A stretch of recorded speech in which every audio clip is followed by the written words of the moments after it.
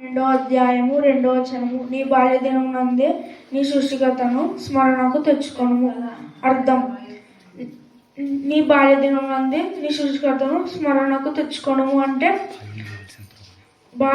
సామెతల గ్రంథంలోన బాల నరసిన త్రోవ వాడికి నేర్పు, వాడు పెద్దవాడినప్పుడు దానికి తొలగిపోవడం ఉంది. బాల నరసిన త్రోవ అంటే ఏ త్రోవ? మంచి త్రోవన, చెడు త్రోవన? దేవుని త్రోవ అది. పరిశుద్ధంగా చిన్న ఉన్నప్పటి నుంచే పిల్లల్ని తల్లిదండ్రులు డైలీ చర్చికి పంపించి బాగా దేవునిలో పరిశుద్ధంగా పెంచుతానే.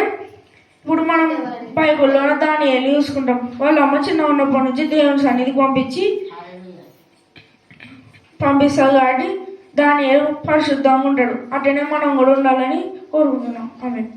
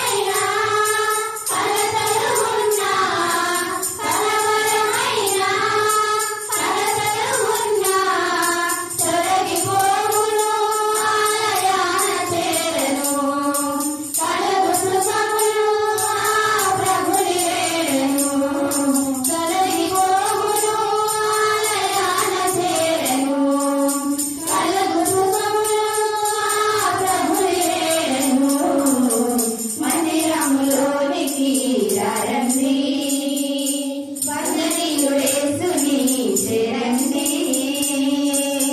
మందిరములోనికి రండి వందనీయుడేసుని చేరండి. వచనము అయితే దేవుని ప్రేమ మన ఎడల వెల్లడిపరచి ఉన్నాడు. ఎట్లనగా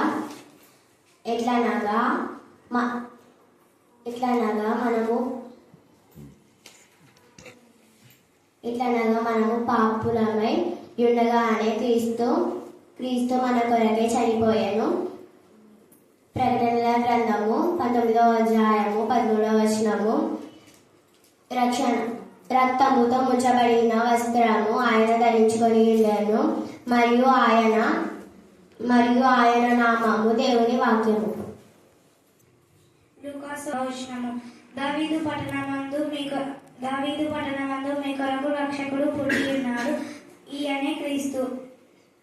రోమీయులకు రాసిన పత్రిక 12వ అధ్యాయం 13, 14, 15 వచనం. మిమ్మల్ని హింసించిన వారిని దీవించుడి గాని శపింపవద్దు, సంతోషించుడి వారితో సంతోషించుడి.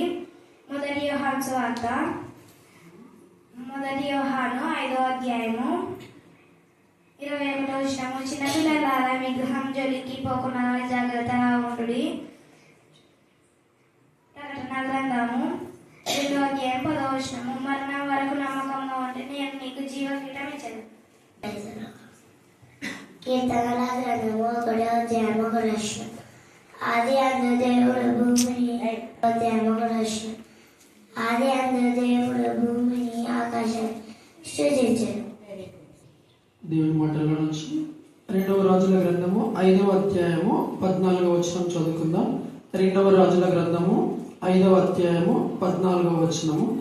అతడు పోయి దైవజనుడు చెప్పినట్లు యోర్దాను నదిలో 7 మార్లు మునుగగా అతని దేహము పసిపిల్ల దేహము వలె అతడు శుద్ధుడాయను. దేవుని యొక్క ఆదేశం బట్టి మన ప్రశస్తమైన మీ సన్నిధానంలో వదిలింపబడిన గొర్రెల రక్తానికి ఎంత స్తుతించబడిన తండ్రి ప్రభా మరి తండ్రి కలిసి నిరీక్షణ దేవ నా ప్రభా అలాగే నా తండ్రి దేవ నీ జ్ఞానాత్మక నా ప్రభా మీరు నింపబడి ప్రార్థిస్తున్నాం. మెస్సా శరీరంలో ఉన్న ప్రతి బలహీనతను మీరు లయపరచడానికి మేము స్తుతిస్తున్నాం.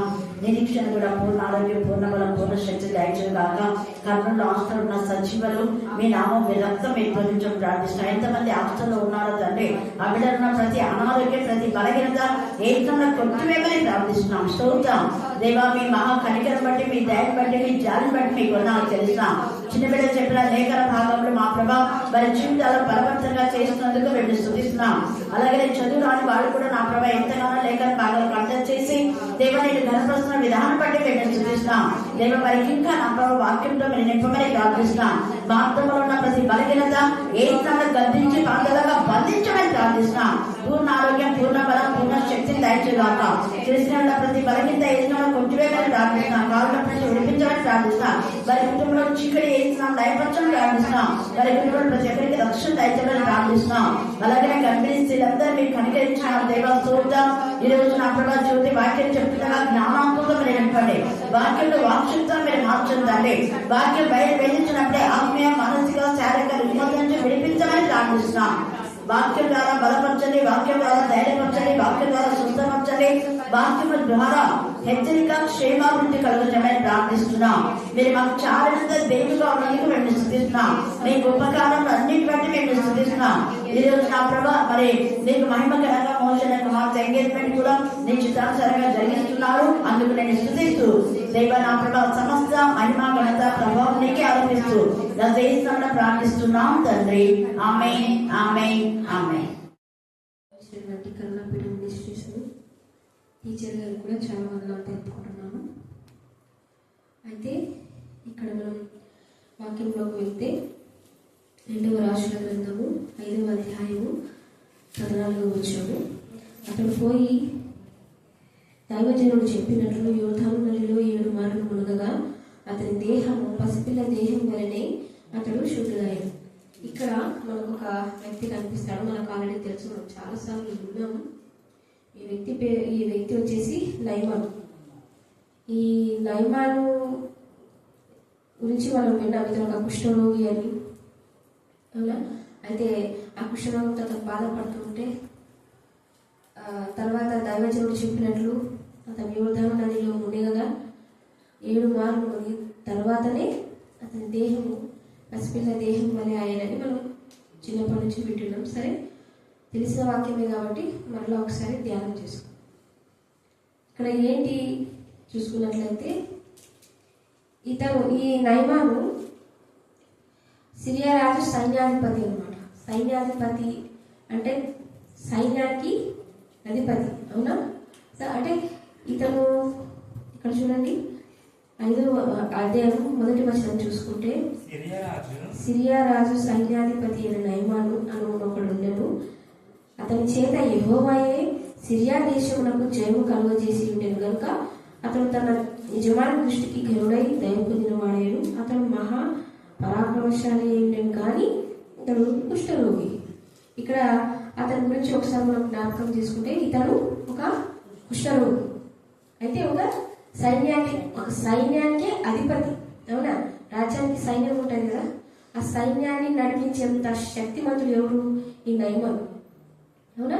అయితే ఎప్పుడైతే ఇశ్రాయేలు మీదికి దండెత్తి వచ్చినప్పుడు ఈ ఇశ్రాయేలు మీదికి దండెత్తి ఇశ్రాయేల్ జనాంగాన్ని ఓడించి తిరిగి మరలా వస్తారనమాట వీళ్ళు. అప్పుడు జరిగిన సంఘటన ఇది. అయితే ఇక్కడ ఏంటి? యెహోవాయే ఇశ్రాయేలుల మీద అతను జయం పొందేలాగా చేశారని ఇక్కడ వాక్యం సెలవిస్తుంది. యెహోవాయే అతనికి విజయం ఇచ్చాడు. అయితే ఒక యుద్ధంలో గెలవాలంటే అతను చాలా బలవంతుడై ఉండాలి, అవునా? బలశూరుడై ఉండాలి, శక్తిమంతుడై ఉండాలి, అవునా? అయితే ఇక్కడ ఇతను కుష్ఠరోగి అయినా ఒక సైన్యానికి అధిపతి అంటే దేవుడు నిజంగా ఇతని పట్ల చాలా గొప్ప కృపను చూపిస్తున్నాం, అవునా? కొన్నిసార్లు మనం కూడా అంతే కదా, ఏంది మీరు ఎప్పుడు వచ్చిన బైబిల్ పట్టుకొని పోతారు, మీకే రాలేదు, వాళ్ళకి వచ్చింది, వాళ్ళు ఎప్పుడు చర్చికి రారు అని వాళ్ళకి వచ్చింది, జాబ్ వచ్చింది, వాళ్ళు బాగున్నారు. ఆ మాట విన్నప్పుడు మనకు ఎట్లా అనిపిస్తుంది కదా, నిజం. అంటే మన దగ్గర నుంచి తప్పు లేదు, కానీ మన ప్రయత్నం మనం చేస్తున్నాం. ఒక్కోసారి దేవుడు ఎందుకు అలా చేస్తాడు అంటే ఆయన మహిమ కోసం, ఆయన ఇష్టం. హల్లెలూయా. మనం కేవలం దేవుని స్తుతించేవారు. ఇక్కడ ఈ నయమాన్ని దేవుడే న్యాయాధిపతిగా ఆ యుద్ధంలో గెలుపొందించి ఇతని గొప్ప చేసి ఘనుడుగా చేసి, అవునా? అతని సిరియా రాజు దృష్టికి చాలా మంచివాడి దయ పొందిన వాడిగా ప్రభువే చేశాడు. సరే, అంతవరకు బాగుంది. అయితే ఇతను ఈ ఇశ్రాయేలు రాజ్యాన్ని జయించుకుని వెళ్ళిపోతున్నాడు కదా, ఒక చిన్నది నచ్చింది. ఈ బైబిల్ గ్రంథంలో చూస్తే ఇతనికి వివాహం అయ్యింది, భార్య ఉంది, బట్ పిల్లలు అయితే లేరన్నట్లు చూపిస్తుంది అనమాట థియాలజిస్ట్. సో బహుశా ఆ చిన్నది నచ్చింది. ఆ చిన్నది నచ్చినందుకు భార్యకి సపోర్ట్ ఉండాలను, అవునా, సేవ చేయాలనే ఉద్దేశంతో ఆ చిన్నది నచ్చి దాన్ని చంపడం ఇష్టం లేక, దాన్ని బానిసగా పంపించడం ఇష్టం లేక భార్యని చేశాడు. భార్యకి పరిచయం చేసుకుంటూ ఉన్నది చిన్నది. అయితే నిజంగా ఆ చిన్నది కూడా ఎంత జ్ఞానవంతురాలు, ఎంత బుద్ధిమంతురాలు, నన్ను చెరలోనికి రప్పించినారు కదా అని ఆమె ఎన్నడూ కూడా పక్షపాతం చూపించడం కానీ కక్ష అట్లా ఏం లేకుండా రాజు క్షేమం కోసం ఆలోచన చేసి మా యొక్క ప్రాంతంలో పలానా ప్రాంతంలో ఒక దైవజనుడు ఉన్నాడు, ఆ దైవజనుడు చెప్పినట్లు చేస్తే నా యజమానికి ఉన్న రోగం పోతుంది అని తన యజమానురాలికి చెప్పింది. చెప్పేసరికి నిజంగా ఈ చిన్నది ఇలా చెప్తుందని తన భార్య వెళ్ళి చెప్తే ఈ నయమాన్ ఏం చేసినాడు? లెక్కకు చెప్పిన మాట వినాలి, అవునా కదా? మనం కూడా అంతే. తల్లి చెప్పిన మాట వినకపోతే ఖచ్చితంగా బిడ్డకి ఏంటి ఏట్లే పడతాయి, అవునా? సో ఇలా ఇక్కడ అనమాట. ఈ నయమాన్ ఏం చేసినాడు అంటే ఇక్కడ చూడండి 5వ వచనంలో, నేను ఇశ్రాయేలు రాజునకు దూత చేత పత్రిక పంపించేదని ఆజ్ఞయించాను కనుక అతడు 20 మణుగుల వెండియు 1,20,000 రూపాయల బంగారం 10 దుస్తుల బట్టలను తీసుకొని పోయి ఇశ్రాయేలు రాజులకు పత్రికను అప్పగించాను.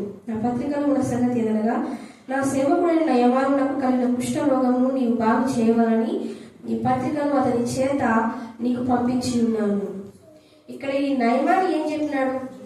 పలానా దేశంలో పలానా ప్రాంతంలో ఒక దైవజనుడు ఉన్నాడంట, నేను విన్నాను, కాబట్టి అక్కడికి ఇతను వెళ్ళాలి, ఇతనికి కుష్ఠరోగం. కానీ ఇతను ఏం చేశాడు? పత్రికను పంపించాడు. పత్రికను పంపించేసరికి ఈ ఇశ్రాయేలు రాజు ఏం చేయాలో అర్థం కాలేదు, ఏం చేసినాడు. పైన వర్షంలో చూసుకున్నట్లయితే ఇశ్రాయేలు రాజు ఈ పత్రికను చదివి వస్త్రములు చింపుకొని, చంపుటకు బ్రతికించడం నేను దేవుడనా అని అన్నాడు. ఇక్కడ ఏంటి అంటే, ఒక మనిషిని నేను ఇంతకు ముందేమో వచ్చి రాజ్యాన్ని జయించుకొని పోయినాడు, మళ్ళీ ఇప్పుడు వచ్చి నేను కుష్ఠరోగిని బాగు చేయాలని అంటున్నాడు. ఇతను ఖచ్చితంగా యుద్ధానికే కాలు దూతున్నాడు అనేసి ఈ ఇశ్రాయేలు రాజుకి ఏం చేయాలో అర్థం కాక బట్టలు చింపేసుకున్నాడు. మనం కూడా కొన్నిసార్లు అంతే, మన తప్పు ఉండదు, మన ప్రమేయం ఉండదు, కానీ వాళ్ళు మన పక్కన వాళ్ళు ఏం చేస్తారు, మన మీదకి తప్పులు దోచేయడము, అవునా, మన మీదకి నింద మోపడం చేసినప్పుడు నేను ఏం చేయాలో అర్థం కాక ఒక్కోసారి మన తల మనమే కొట్టుకుంటాం, మన బట్టలు మనమే చింపుకుంటాం, అవునా.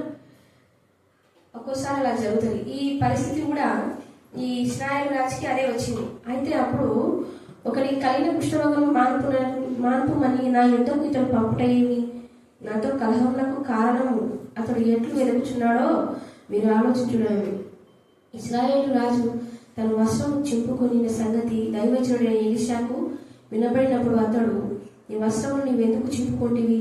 ఇశ్రాయేలులో ప్రవక్త ఒకడు ఉన్నాడని అతనికి తెలియబడినట్లు అతని నా యుద్ధకు రానిము అని రాజులకు వర్తమానం చేసింది. ఇక్కడ ఈ రాజు ఇప్పుడు ఈ ఇశ్రాయేలు రాజు బాధపడేది ప్రవక్త అయిన ఎలీషాకు తెలిసింది అనమాట. తెలిసి ఈయన అంటున్నాడు, నువ్వెందుకు ఇంతలా బాధపడుతున్నావు? అతనికి వచ్చింది కుష్ఠరోగం, అయితే అతను రాజ్యాన్ని జయించాలని గెలుపు పొందాడని సంతోషపడుతున్నాడు. కానీ అతనికి ఉన్న కుష్ఠరోగము ఈ రాజ్యం గుండానే, ఈ రాజ్యంలో ఉన్న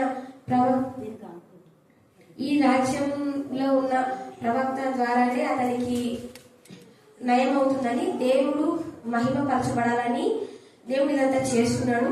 నువ్వు రాజుకు పంపించు, అతన్ని నా దగ్గర పంపించమని అని ఎలీషా ఇశ్రాయేలు రాజును నయపరుస్తున్నాడు. సో అదే విధంగా అది జరుగుతుంది. అయితే ఈ నయమాను వస్తాడు కదా, ఏమేమో తీసుకొని వస్తాడో మనం చదివినాం. అయితే ఈ నయమాన్ అంతా ఒకటే, అతను వచ్చి వేరే ప్రదేశం ఎక్కడ ముందర నిలబడినాడు. ఎలీషా దగ్గర ఉన్నాడు కానీ లోపలికి రాలేదు. అంటే ఈయన ఉద్దేశం ఏంటి? నేను ఒక సైన్యాధిపతిని, రాజు నన్ను గనుడిగా ఎంచిన వ్యక్తి, నేను ఒక సైన్యాన్ని పరిపాలిస్తున్న వ్యక్తి నేను. సో మా దేశం ఇంత అందమైన, ఇంత ఘనమైనది అని ఆయన ప్రవర్తనలోనే తెలుస్తుంది అనమాట.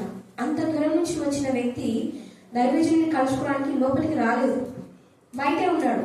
నువ్వు చెప్పు, నేను వచ్చానని చెప్పు అనగానే ఎలీషాకి అర్థమైంది. అతను వచ్చి చెప్పగానే, అతని యొక్క పనివారు వచ్చి చెప్పగానే ఎలీషా అన్నాడు, పోయి యోర్దాను నదిలో 7 మార్లు మునగమను అని చెప్పినప్పుడు ఈ నయమాను చాలా కోపంతో వెళ్ళిపోయినాడు. అవునా, అక్కడ మునగలేదు. మా దేశము ఇప్పుడు ఈయనకి దేశభక్తి చాలా అర్థమైన ఉన్నట్టు మనకు కనిపిస్తుంది. తర్వాత వచనాల్లో ఏమని అంటే, మా దేశంలో మంచి మంచి నదులు లేవనా? ఇక్కడ ఈ యోర్దాను నదిలో మునగమంటున్నాడు. అది యోర్దాను నది బురదతో ఉండేది, అట్లాంటి నదిలో నేను మునగాల అనేసి ఈయన చాలా కోపగించుకున్నప్పుడు అక్కడున్న వ్యక్తి, అక్కడున్న పరిచారకుడు అంటాడు, అక్కడున్న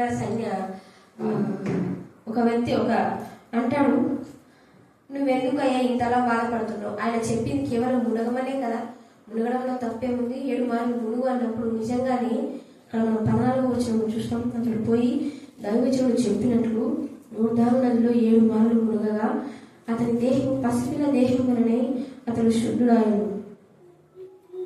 సో అతను చెప్పినట్లు నిజంగానే మునిగేసరికి అతని చర్మం అంతా ఏమైపోయిందంట, దేహం అంతా ఎట్లుందంట, పసిపిల్లల చర్మం వల్లే.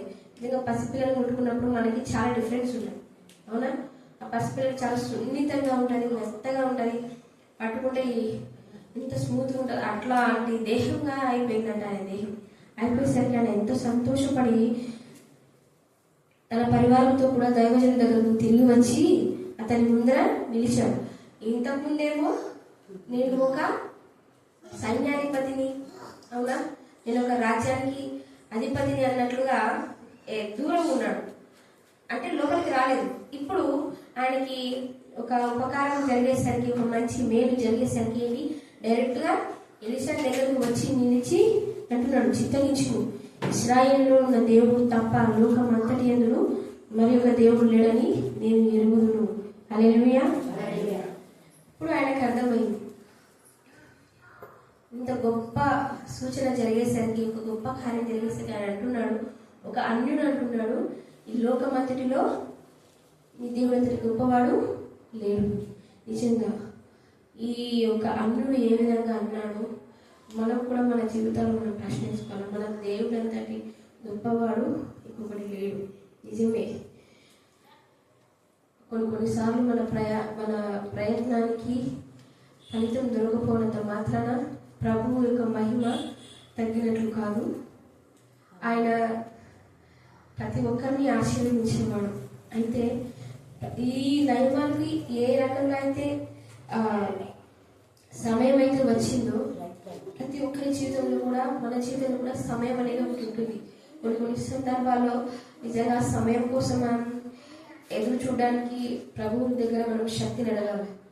పక్కవాడు బాగుంటాడు, ఫస్ట్ అటెంప్ట్లోనే జాబ్ వచ్చింది, చిన్న పిల్లలకే జాబ్ వచ్చింది, వాళ్ళు బాగున్నారు, వాళ్ళు ఇల్లు కట్టుకొని ఉన్నారు, మన బతికేంటి ఇలా అయిపోయింది, మనం ఒంటరి వారం అయిపోయాం. ఇలా ఒకటి కాదు రెండు కాదు, ఒక మనిషిగా మనం పుట్టినప్పుడు ఎన్ని రకాలుగా ఆలోచిస్తామో, ప్రభువు కూడా అంత మహిమ గల దేవుడు ఒక మనిషిగా మారి రూపాంతరం చెంది, ఒక మనిషి ఏ విధంగా అయితే ఆలోచిస్తాడో, ఏ విధంగా అయితే కష్టపడతాడో అన్నీ చూసిన వ్యక్తి ఆయన మనకి. సో మన కష్టాన్ని చూసిన దేవుడు, మన కష్టం ఏంటో తెలుసు, నష్టం ఏంటో తెలుసు. మనం అనుకోవచ్చు, నిజంగానే ఒకవేళ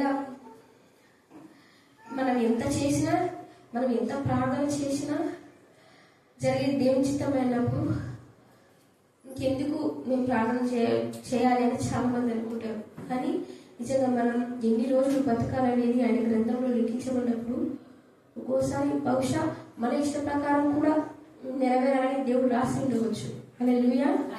కాబట్టి మనం అడిగే రీతిలో మనం అడుగుదాం, మన సమయం కోసం మనం ఎదురు చూద్దాం. ఒకవేళ మన సమయం ఇంకా రాకపోయినాను, ప్రభువా నా సమయం కోసం అయినా నాకు శక్తిని దయచేయ ప్రభు అని మనం ప్రార్థన చేద్దాం. దేవుడి యొక్క చిన్న మాటలు దీవించి ఆశీర్వదించుకున్నాక నీ సన్నిధానంలో ప్రవేశించి ప్రార్థించడానికి నీ కృపను సహాయంలో అనుగ్రహించిన దేవానికి వందనాలు, స్తుతులు స్తోత్రాలు చెల్లించుకొచ్చిన ప్రభా. ఇద్దరు కూడి ఉంటే నేను ప్రభా మీ సమృద్ధి అనే జీవితాన్ని మీరు అనుగ్రహించారు కదా ప్రభా. ప్రతిరోజు ప్రభా మేము ఒక సమూహంలో కూడుకొని నామాన్ని కనపరుస్తుండగా మీరు ఎంత అభివృద్ధిలోకి మమ్మల్ని నడిపించగలరో ప్రభా, మీరు నడిపించి రుజుపరుచుకోమని ప్రార్థిస్తున్నాం నా తండ్రి. నీకు వందనాలు, స్తుతులు స్తోత్రాలు చెల్లించుకుంటున్న ప్రభా. వ్యక్తిగతంగా కూడా మేము కూడుకొని కుటుంబంలో దాన్ని కూడుకొని ఆరాధించడానికి నీ కృపను సహాయం అనుగ్రహించమని ప్రార్థిస్తున్నాం ప్రభా. గడిచిపోయిన మాసం అంతా మీరు కాచి కాపాడారు, అందరిని బట్టి నీకు వందనాలు స్తోత్రాలు చెల్లించుకుంటున్న ప్రభా. ఎన్ని అద్భుతాలు, ఎన్ని ఆశ్చర్యక్రియలు, ఎంతగా మమ్మల్ని కాపాడేది నీకు వందనాలు స్తోత్రాలు చెల్లించుకుంటున్న ప్రభా. 2026లో ప్రభా ఒక మాసాన్ని దాటించవు ప్రభా, ఇక 11 మాసాలు కూడా ప్రభా నీ కంటికి రెప్పల మమ్మల్ని కాచి కాపాడమని ప్రార్థిస్తున్న ప్రభా. ఈ యొక్క మాసాలంతటిలో ప్రభా మీకు మహిమకరంగా ఉండటానికి నీ కృపను సహాయం అనుగ్రహించమని ప్రార్థిస్తున్నాం. మేము నా నాటికి బలాభివృద్ధి అందించు ప్రయాణం చేయడానికి నీ కృపను సహాయంను అనుగ్రహించమని ప్రార్థిస్తున్నాం. మాలోని యథార్థతను, మనలోని నీతిని మీరు చూసి దాన్ని మమ్మల్ని హెచ్చించే దేవుడు, ఆదరించే దేవుడు, కాపాడే దేవుడు, పోషించే దేవుడు నాయన నీకు వందనాలు స్తోత్రాలు చెల్లించుకుంటూ ప్రభా మీకు మాత్రమే విధేయత చూపడానికి నీ కృపను సహాయం అనుగ్రహించమని ప్రార్థిస్తున్నాం నాయన. ఆశనతకి ఇచ్చిన తండ్రి మంచి మనసును ప్రభా, మంచి విధేయతను ప్రభా మాలో ప్రతి ఒక్కరికి మీరు దయచేయమని ప్రార్థిస్తున్నాం ప్రభా. అట్టి విధానంలో మాలో ఉన్నటువంటి తండ్రి సహవాసం, స్త్రీలకు మీరు ఇచ్చిన తెలివిని, జ్ఞానాన్ని, వివేచాన్ని బట్టి నీకు వందనాలు, స్తోత్రాలు, స్తుతులు చెల్లించుకుంటూ ప్రభా తండ్రి లేకపోతే అలాగ నడుచుకోవడానికి నీ కృపను సహాయం అనుగ్రహించమని ప్రభా ప్రతి ఒక్కరిని మీరు పేరు వరుసని దీవించి ఆశీర్వదించమని ప్రార్థిస్తూ నజరేయుడైన యేసు శక్తి గల నామంలో ప్రార్థించి అడిగి వేడుకొని పొంది ఉన్నాం మా ప్రేపర్లో తండ్రి.